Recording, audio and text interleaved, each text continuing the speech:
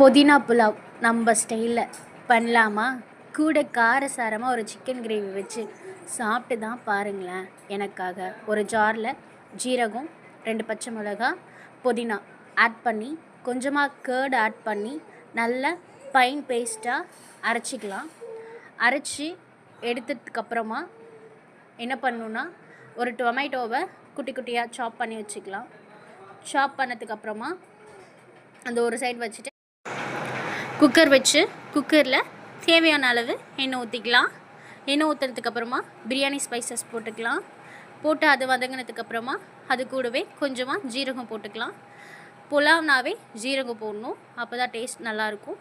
அது கூடவே ஒரு பெரிய வெங்காயத்தை நீல வாக்கில் கட் பண்ணி போட்டுக்கலாம்.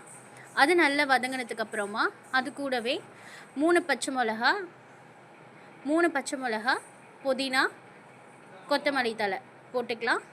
அதுவும் நல்லா வதங்கினதுக்கப்புறமா அது கூட நம்ம என்ன போட போகிறோன்னா, 1 டேபிள் ஸ்பூன் இஞ்சி பூண்டு பேஸ்ட் ஆட் பண்ணிக்கலாம். ஆட் பண்ணி அதுவும் நல்ல பச்சை வாசனை போகிற வரைக்கும் நம்ம வதக்கிக்கலாம். புதினா புலாவ் பேசிக்காக என்னென்னா, புலாவ்னாவே ஸ்பைஸியாக இருக்காது, சூப்பர் டேஸ்ட்டாக இருக்கும். குழந்தைங்க ரொம்ப லைக் பண்ணி சாப்பிடுவாங்க. என்னோட 2 வயசு பாப்பாவுக்கு நான் இந்த புலாவ் தான் கொடுப்பேன். செம்ம சூப்பராக சாப்பிடுவா, வேணும்னு கேட்டு சாப்பிடுவா. அவளுக்கு இது ரொம்ப பிடிக்கும். ஏன்னா நான் எந்த மசாலாவும் ஆட் பண்ண மாட்டேன். அரைச்சி வச்ச பேஸ்ட் ஆட் பண்ணிக்கலாம்.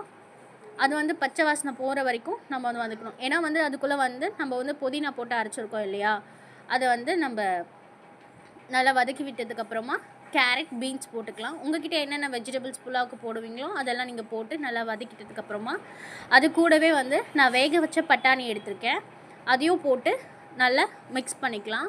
ஏன் நான் வேக வச்ச பட்டாணி போட்டிருக்கேன்னா, என்னோடய குழந்தை சாப்பிடுவா, அதுக்காக நான் பாயில்டு பண்ணி விசில் வச்சு பட்டாணி போட்டிருக்கேன். அப்புறமா கொஞ்சமாக சிக்கன் மசாலா தூள், கொஞ்சமாக மல்லித்தூள் போட்டுக்கலாம்.